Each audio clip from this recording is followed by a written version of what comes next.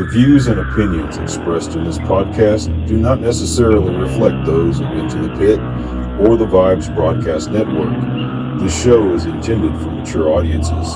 Please welcome your host, Coyote Knight.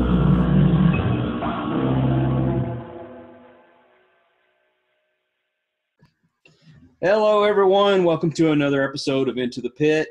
I'm here with Joe and Hephzibah. They're all the way from the UK, and they've been gracious enough to come on a little late with us. How are y'all ladies today?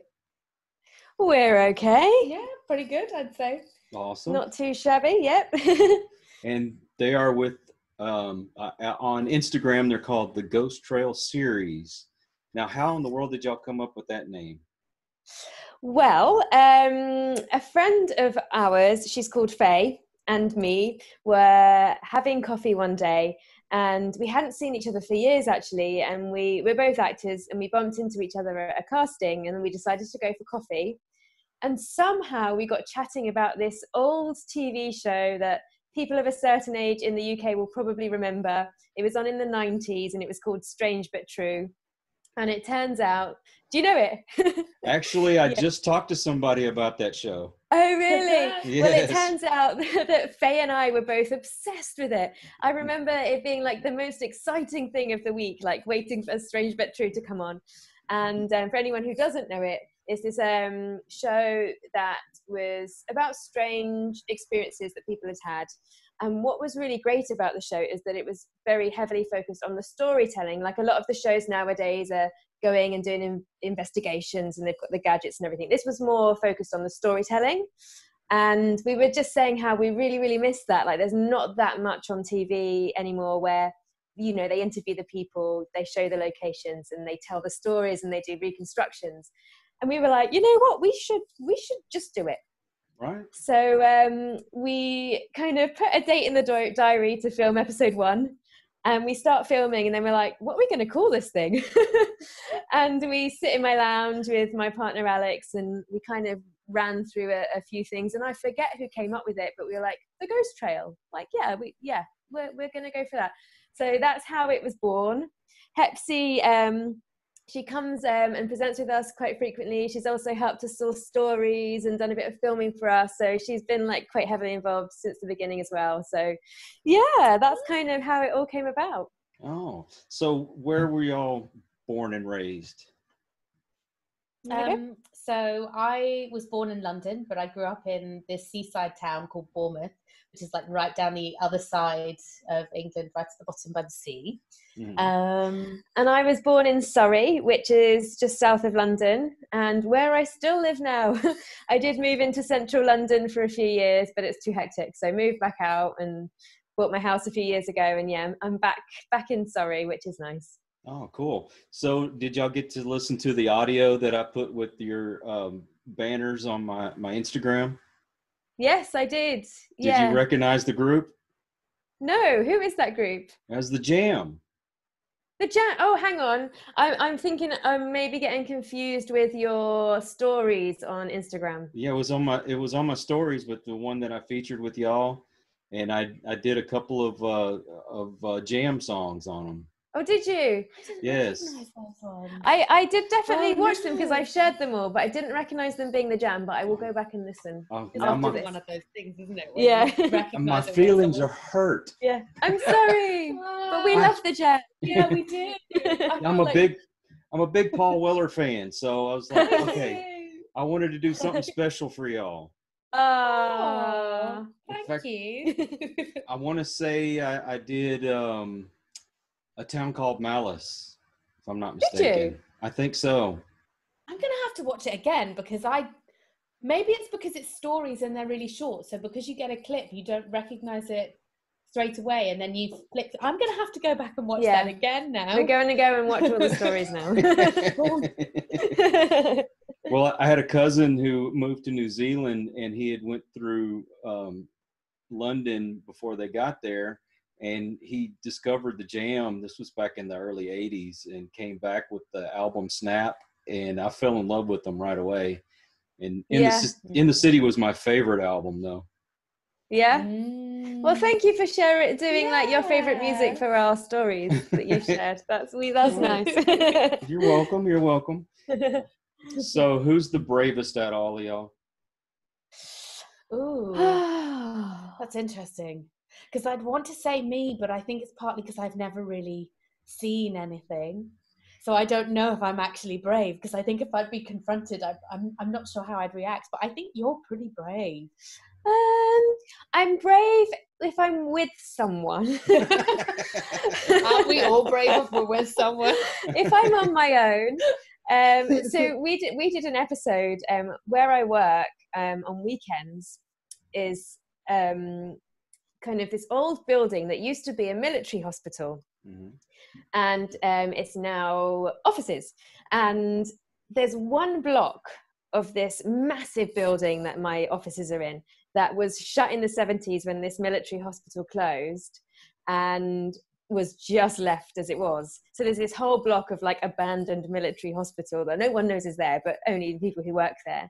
And we use one room of it like down in the basement for storage. And whenever anyone says, oh, like, can someone go and get this? And everyone's like, not me, not me, not me. And I always really want to go, but I always have to take someone with me. And because it's really scary on your own, and it's really cold, and it's dark, and it's sometimes floods. And but when I was with Faye, who I did that episode with, I was very brave. Yeah, because there's safety in numbers. Yes, I agreed, there is safety in numbers. Because now I'm thinking about it. So when we used to work at the Royal Albert Hall, do you remember the arena at the top? And there's a ghost that lives in the arena. And I would always... The gallery. The gallery, which is the very top part. And she lives in the toilet, the women's toilet. And I never saw her, but you always get this really horrible feeling when you go in. So I would just like have to sing really loudly if I was by myself and I'd go into the toilet. That's how I pretend I'm not afraid. Yeah. Well, I know Faye's not there, but I'm going to let y'all talk about her behind her back. How brave is she? She's pretty brave, actually. Yeah. She gets really excited when we go to like new locations, and she was a bit freaked out once because we do some episodes that are viewers' true stories episodes, where people send in videos of their stories and we'll watch them and then we'll talk about them. And we were filming one of these episodes at her flat in London, and she's got these two really cute but scary little cats, those ones that have no fur. They're like Sphinx cats, and they've only got one eye each, so they're a little bit scary in themselves. But she'd locked them in the hallway and we're in the lounge, and they're going like berserk, like clawing at the door trying to get in. And I was like, I'm gonna have to film a cutaway because people watching are gonna wonder what on earth that racket is. And as I'm filming, I through like the camera, I see this like red orb literally like kind of dance around the screen, and then the cat starts watching it, and as this orb floats off, the cat follows it. Oh no. And I was like, Faye, I've just like recorded something really weird, because I'm not really one to fully believe in orbs and stuff, but I'd never seen a red one. Like a red one was quite weird for me, and that freaked her out, because she was like, oh, what is in my flat? And especially since the cat saw it. Yeah, that did freak her out a bit. I'll have to say I've never seen a red orb either, but that's pretty interesting. No. Yeah, apparently it's one of two things. A red orb can be a sign of like a caretaker or some like a guardian or something that's there to protect you, or it can be the sign of something evil. Oh. So depending on the shade of red, apparently, and we're not too sure what shade of red this orb is, but yeah, because she's had other weird things in her flat. She had a massive handprint on her TV when she came home from work one day, like massive and upside down like this. Oh, and whoa. She's also had handprints on her walls, and so the orb just topped all that off, I think. So you lure in the ginger orbs, is that what you're saying? Maybe. Yeah, that's what I know. Yeah. And she's worried that something followed us back from one of the haunted locations that we went to. I'm like, well, at least it's at your flat, not mine. But yeah. So all three of you're in a scary place. Who's the first one out the door, and who's the one that gets left behind? Ooh. That's interesting. Oh, I feel like Faye would probably, because if she doesn't speak very easily, so no. I feel like she'd probably be like chilling. She'd probably be really excited, so she probably might stay behind to be a bit more curious, maybe. Yeah. Like, if it's, are we talking like petrifying situation here? Well, of Are we course. talking, yeah, because if it's just general, something, you know, creepy, then I reckon we'd all be quite brave, because I think we're all more inquisitive rather than, oh, get out. Whereas if it's some kind of demon stuff going on and beds are being thrown, and I'd be out of there. Bye, Faye. I'd probably be out of there too, actually. See you, Faye. Later. Yeah. I like to be cool and calm. Yeah. So, what has been your first ever paranormal experience? Well, now this isn't really a paranormal experience, but it's something weird to do with me. And it's my very first memory ever, actually. And I was about 3 years old. And it was before my granddad passed away, and he died as I just turned 4. So I was definitely only about 3. And I vividly remember going to my grandparents' house, and they had this big old like wooden dresser, and going to them and saying, up to this dresser and saying, I need to polish the brass, which for a 3-year-old is very odd, obviously. Yeah, and I this memory stuck with me. I don't know why, but I just had this thing where I was like, I have to polish the brass. And I also remember things like my granddad saying, oh, do you want to come to the shop and get some milk? And I'd say, only if we can go in the horse and cart. Again, like really odd for a little 3-year-old. Right. And then you forward on a few years, and I'm a brownie. Do you have brownies out in the US? You're talking about the Girl Scouts? Yeah. The younger ones. Yeah. Yes. So I'm a brownie, and we're playing this game where in silence we all have to kind of line up in what order we think that we were born or how old we are. And I remember them then going down the line, and when they came to me, they were like, so what's your date of birth? And I was like, 1891. And they were like, well, that's not right. And I'm like, have I told you this story? Yeah. I'm like, no, I was born in 1891. And they were like, no, you weren't. And I was like, yes, I was. And I remember going home and crying and being devastated that they wouldn't believe me that I was born in 1891. And I think, you know, at the time, like, I didn't understand why that was weird. But now, obviously, as an adult, I'm like, you know, like, there's something probably in these stories, especially like from when I was 3. Like, it's very odd for a 3-year-old to want to polish brass. You know, I don't really know where that would have come from. So it's kind of always made me kind of question reincarnation, whether we do have more than one life. And I guess that would be my first paranormal experience that's not ghost related, but that isn't quite right, if that makes sense. And what about you? So aside from the Royal Albert Hall, I think probably my most paranormal experience that really sticks with me that I didn't even realize was, so I did a tour in Poland and Romania just before Christmas, and I was staying in this hotel in Lublin. So Lublin, I don't know if you're familiar with Lublin, but it's an amazing city, but part of it is like the old city, which is really beautiful. It's loads of cobbled streets.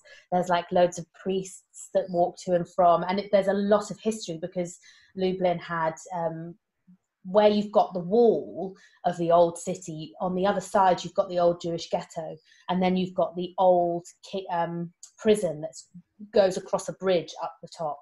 So in between the wall of the city and the old Jewish ghetto, which is now just green grass because they burnt it down, there's a monastery, and they've turned that into a hotel. Now Lublin is a really, really religious city. You can count the amount of churches. There's literally one every couple of 100 feet. And I was staying there for about 10 days. And every single night I would wake up just really suddenly at 4 o'clock in the morning. And I had no idea why. I just always woke up at 4 o'clock in the morning.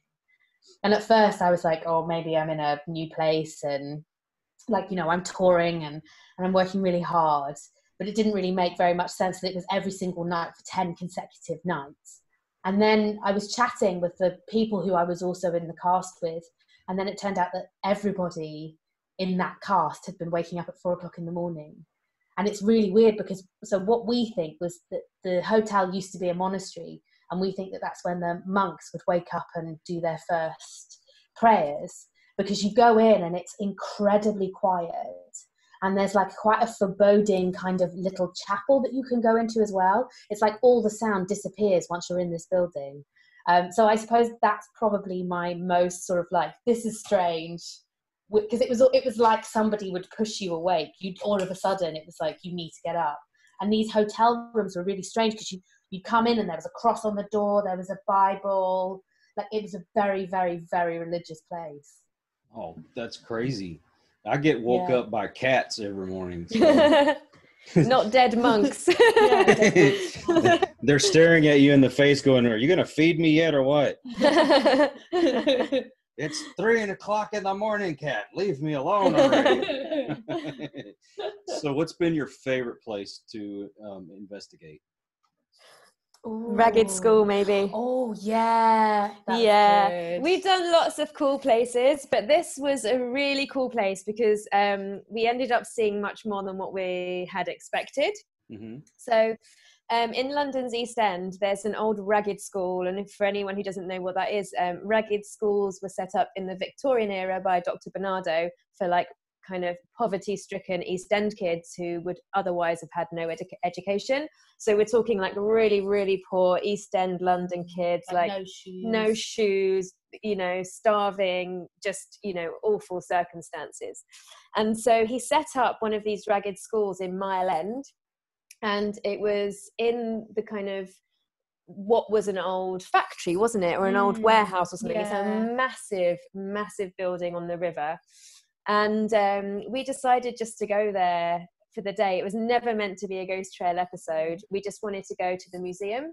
Mm-hmm. And we go in, and it's this massive building, but the museum is so tiny. It's like maybe 3 rooms. Yeah. And so we go in, it's free to go in because they rely on like just donations, and it's run by volunteers. And we go in, and within like, I don't know, 10, 15 minutes, we'd done the whole thing. And we were like, oh, okay, that was nice. But, you know, what's in the rest of the building is what we were wondering. And then as we're about to leave, because we're literally the only ones in there, this volunteer says, do you want me to show you all the cool parts that no one else sees? And we were like, yeah. He's like, it's a bit derelict. Yeah, he's like, it's a bit derelict and it's leaking, and, you know, we've got no funding. But, you know, it's kind of a bit more interesting than the museum, like for some people. So we were like, well, yeah. And he takes us on this tour around this kind of old, kind of ragged school, which was a warehouse. And there's rooms of things that have just been left. So we went into one room, and there was like a newspaper from 1870 that had just been flung on the side and left there. Insane. Yeah, and this old gramophone with this creepy old record on it that we cranked up, and like it was playing this really eerie music, and the old classrooms that were on the top of the building. And yeah, so that was really brilliant. And then we found out that they do actually do ghost tours there in the basement, because people have said that they can hear the pattering of kids' feet and, you know, the kids playing. And and then they've seen black shadows as well. People have seen black shadows. Sometimes when they'll do recordings, they'll turn up on their recordings. Oh, and then do you remember the washerwomen? Yeah, and the furnace underneath filled full of old shoes. Yeah, there was a furnace, in like a massive old Victorian furnace in the basement, like one of those huge ones that you put coal in. We kind of snuck in and opened the door, and it had a pair of old Victorian shoes inside. And, you know, it was just like an amazing experience, because there's all this stuff that should really be archived and, you know, in the museum, but they just don't have the funds, so it's all just left.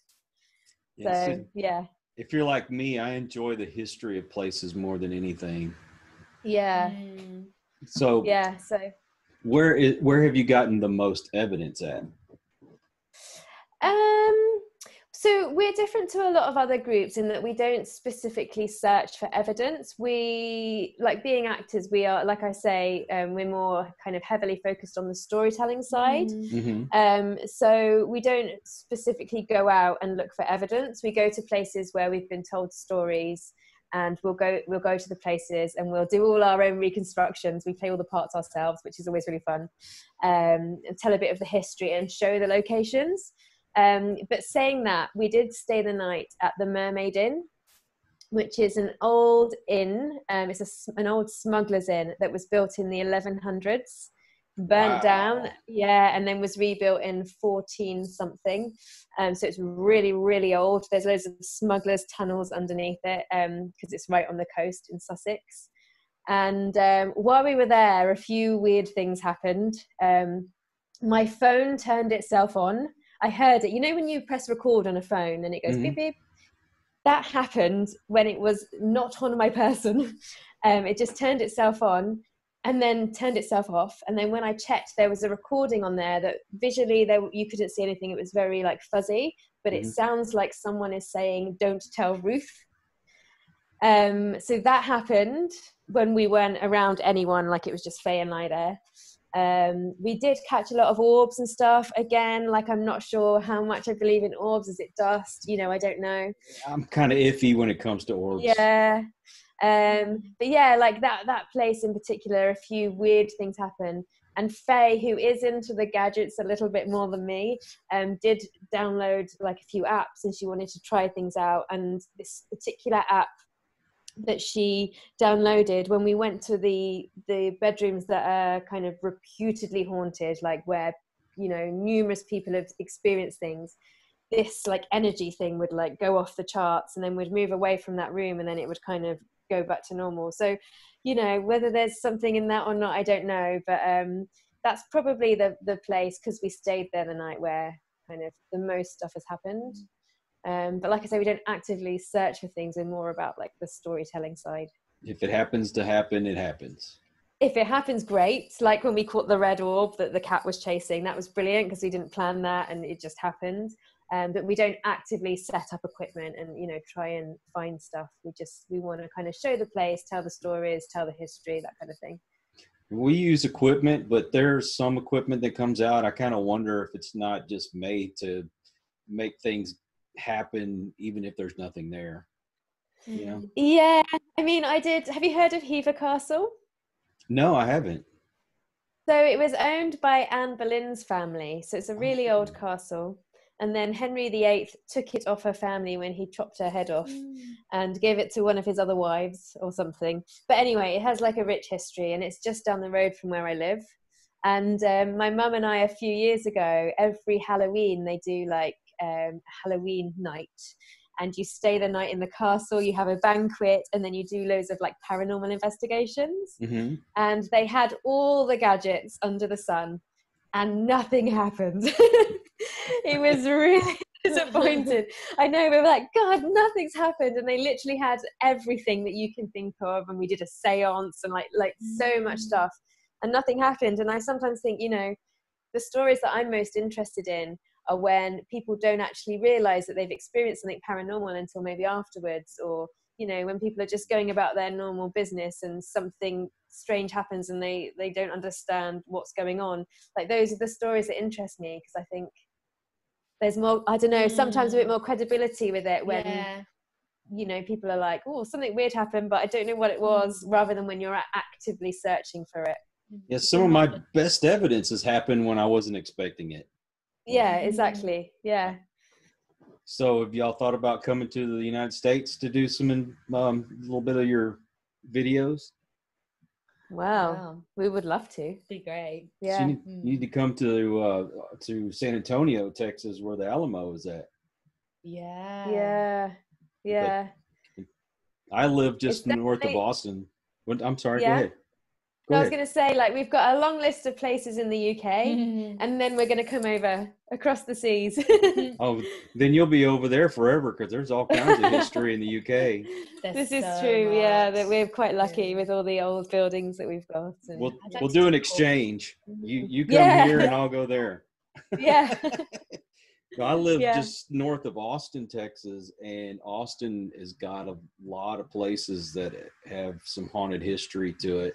Most of it has to do with like Native Americans and things like that, but y'all should come this way. Yeah. There's I was listening to a podcast the other day, and I forget which one because I listen to all the paranormal podcasts, and there was this whole episode on the Cunard St. Mary. Do you know it? It's docked in the US somewhere, I forget where, but it was obviously a luxury cruise liner for many years, and then during World War II it was used during the war. I know what you're talking about now. Yeah. And then I think it became a cruise liner again, and then I think it stopped kind of being used as for cruises in like 1968 or something, and then it docked up, and now it's a hotel that's like moored. And people just say it's like extremely haunted. Obviously people have died on there. It went through a war, blah blah blah, blah. And I'm listening to it and I'm like, I really recognize that name, like Cunard St Mary, where have I heard that before? Anyway, I go up to my bedroom, and under my bed I've got this little vintage suitcase that I bought years ago. And there's a Cunard St Mary sticker on it, where someone sailed from Portsmouth to New York in 1962, so a few years before it stopped sailing. And I've got like a bag that was on that ship, so now I really want to come out and stay in that hotel and, you know, see if I see any ghosts. Well, brain fart, because now I know exactly what you're talking about. Yeah. It took me a second. Oh, I know that place. Yeah. So I've got a bag that's been on a haunted ship. That's pretty cool. Yeah, that is pretty cool, especially when you just got through, you know, thinking about it, and then you go and you find it. I know. That's crazy. Yeah. Okay, favorite paranormal show going on in the UK right now? Ooh, that's quite hard. Yeah. I'm really into podcasts more than like TV shows, because we don't really have a lot on TV that's paranormal, really.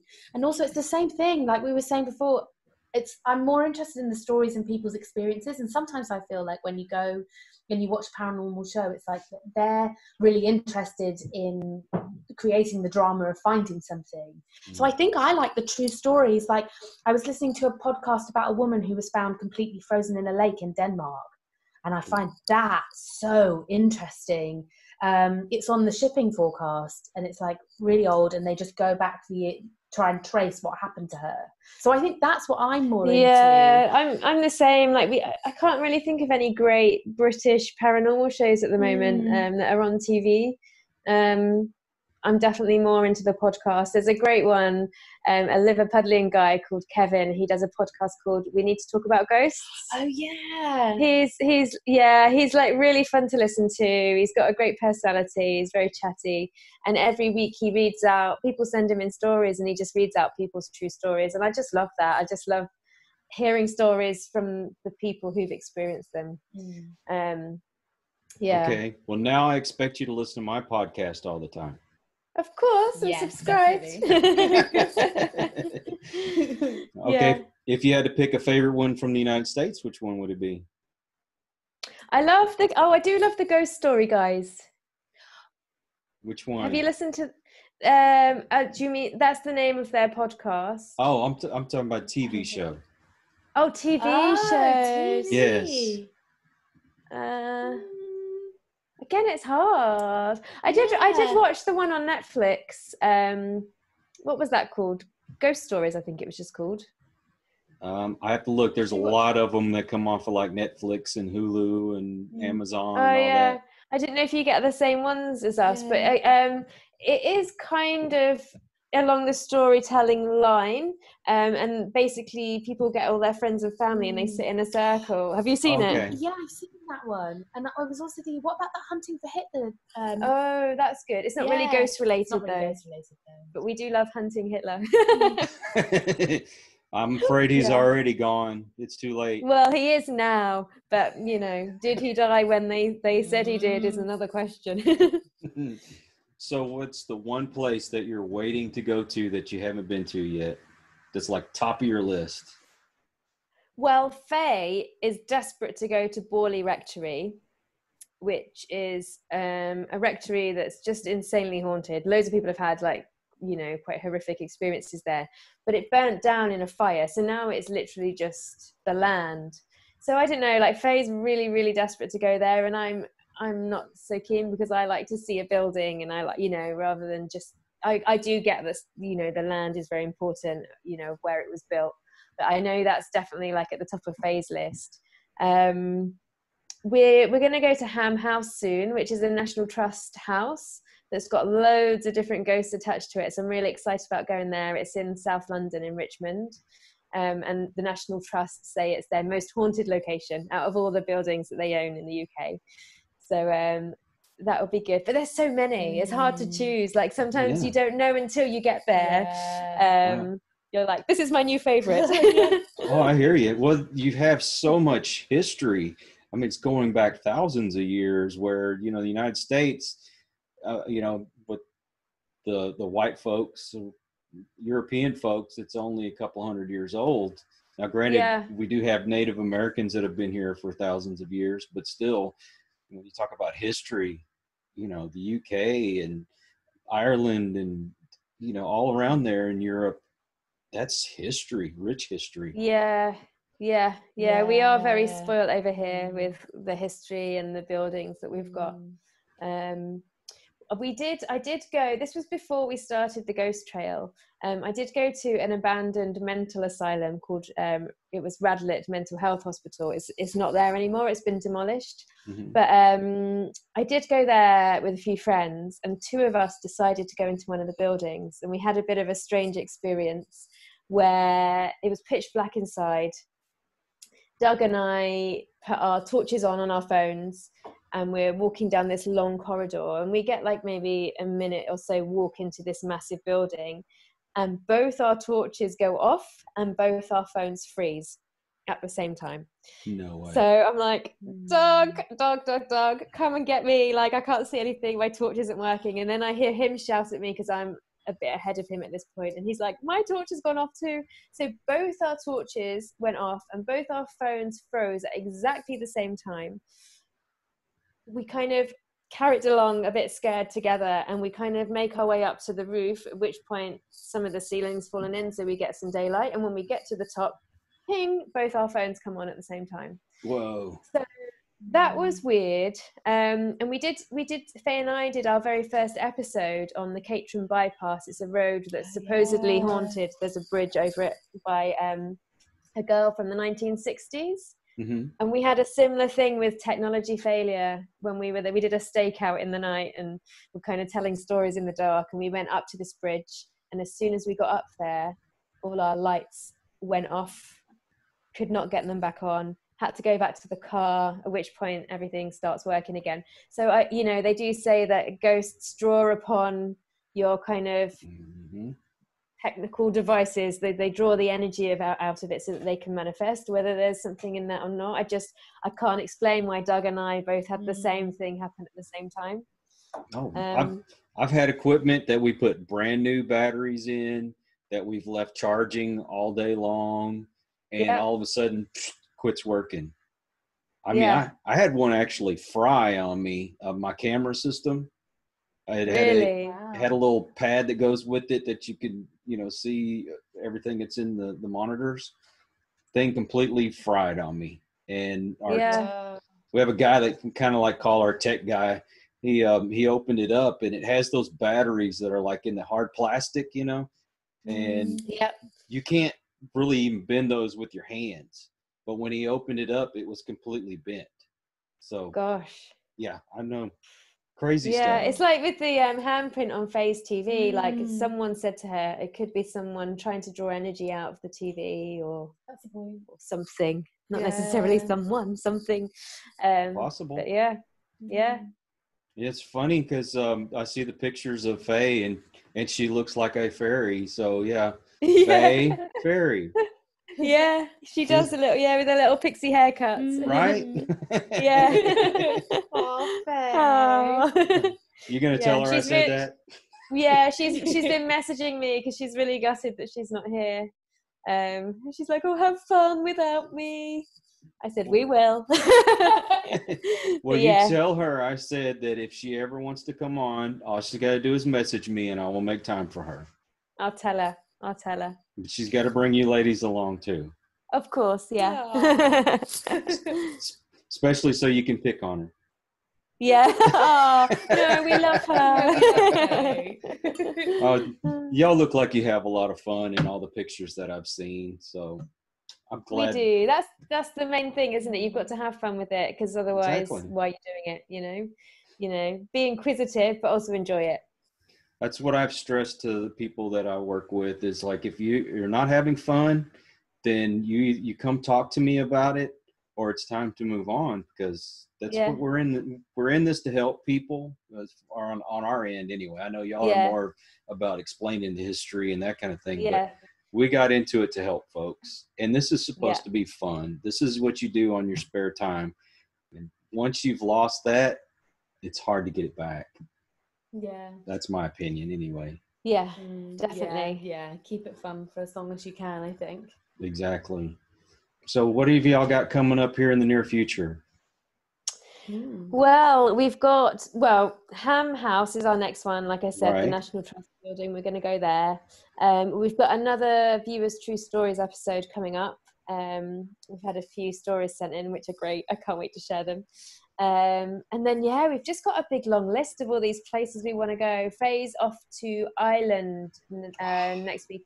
I know, she grew up in Ireland, so yeah. Wow. Didn't you? Yeah. I didn't know she grew up in Ireland. Yeah, she did, in Cork. You learn something new every day. So she's off to Ireland, and there's some kind of building she did tell me, and I forget what it's called, but apparently it's like very, very haunted. It was derelict for years, and now it's been kind of reopened as a haunted attraction. So she's going to go there and do a bit of filming. She said when she was living there, like, it was abandoned and no one would ever go there because everyone was too scared. But yeah, now it's like officially open to look around. So yeah, so she's going to go there and film it. And now, what town is that in? I think she said it was in Cork. In Cork? Okay. Yeah. I'm not real familiar with all the areas, but I have a friend of mine that he's over there in Ireland. His name is Kieran, and his Instagram is Paranormal Resident. So look that up. Message Paranormal Resident. Yeah. Yes. He's got green hair and it's kind of off to the side. Oh, okay. So he's easy to spot then. He's very easy to spot. Yes. And I told him he could read the phone book for me because I just love listening to him talk.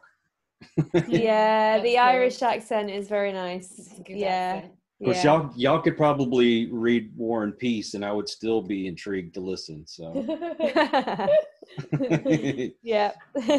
When you come over here, I got to get you to learn the Texas accent, though. That would be good for us as actors. It would be good, get a bit of US accent practicing. See, I have a cousin who was born over there in England, and she moved over here almost 40 years ago, somewhere around there. And she's still got a little bit of that British accent, but now she's got that Texas twang to it. So yeah, it's quite cute, actually. Oh. I can kind of imagine that as well, because I think for us to do an English accent moving into it like a Southern accent, because of the way that we say our vowels and the way you guys say your vowels, it's very similar. So it's quite like pleasurable to do as opposed to doing like a straight American accent. I find a straight American accent harder. So are y'all Ricky Gervais fans? Oh yeah, yes. We love Ricky. I saw him the other day, and he was talking about doing impressions, and he was doing his regular accent, and then he like changed it to another part of England, and it's I don't know. You just have to hear it. It's hard for me to explain. Yeah. You know. I love that he just says what he wants. Me too. I love agree. that. Love that. Yeah, it's quite refreshing. Yeah, it's great. Like his speech at that award ceremony. Yeah. Oh, I love that was epic. Epic, I tell you. Yeah.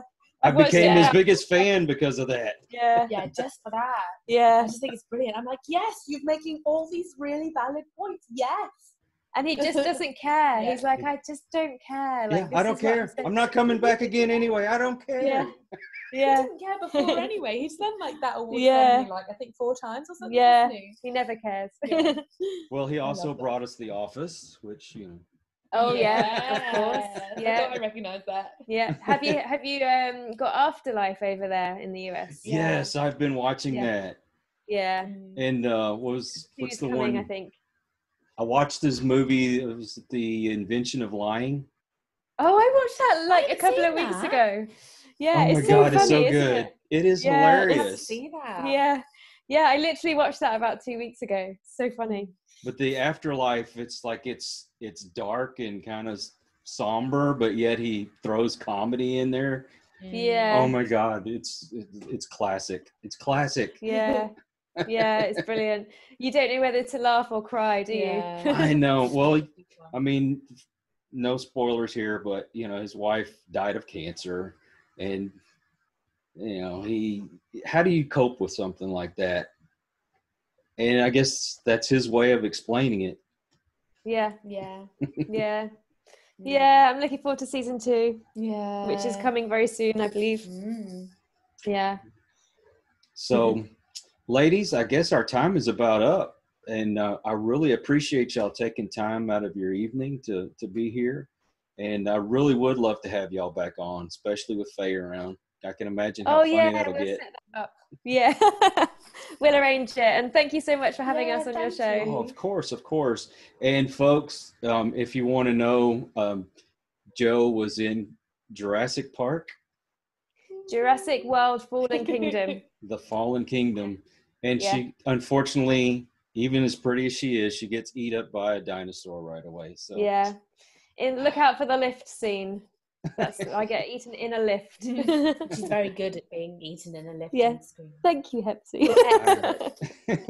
And Hepsi, thank you so much too. I appreciate it. And ladies, we will leave it at that. Thanks for having us and have a great day. Oh, you too. Thank you for joining us on Into the Pit. Please follow us on Facebook at the Vibes Broadcast Network and Instagram at the Vibes Broadcast.